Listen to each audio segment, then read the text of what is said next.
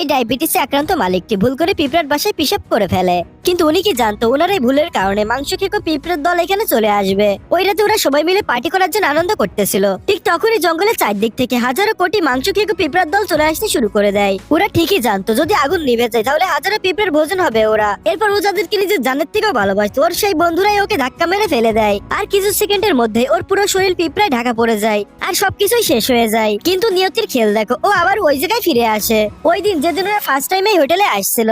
এরপর ওর সাথে ঘটা আগের সমস্ত ঘটনাই ওর মনে পড়ে যায়। ও সবাইকে নিষেধ করতে থাকে এখানে আমরা সুরক্ষিত নয়, এখানে মাংস খেকো পিঁপড়ার দল আসছে। কিন্তু কেউ ওর কথা বিশ্বাসই করে না।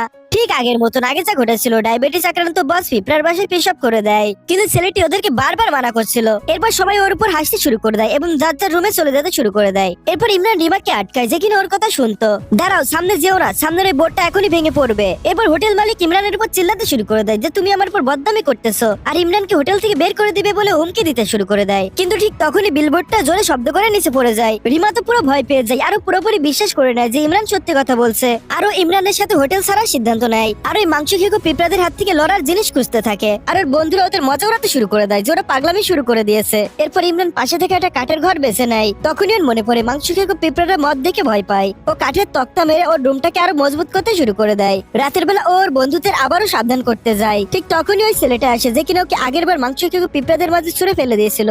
আর ও এসে ইমরানের এইসব কথাবার্তার জন্য ইমরানকে মারতে শুরু করে দেয়। কিন্তু ইমরান চুপচাপ সবকিছু সহ্য করছিল, কেননা ও জানতো যে একটু পরে ওদের সাথে কি হতে চলেছে। এরপর ইমরান সময় দেখতে থাকে এবং নিজের রুমে গিয়ে লুকিয়ে পড়ে। আর এদিকে ওর বন্ধুরা পার্টি করতেছিল, নাচ গান করতেছিল। আর ঠিক তখনই পিঁপড়াগুলো ওদের পায়ে চড়তে শুরু করে দেয় আর এরা সবাই চিল্লাতে শুরু করে দেয়। নেক্সট পার্ট দেখার জন্য সাবস্ক্রাইব করো।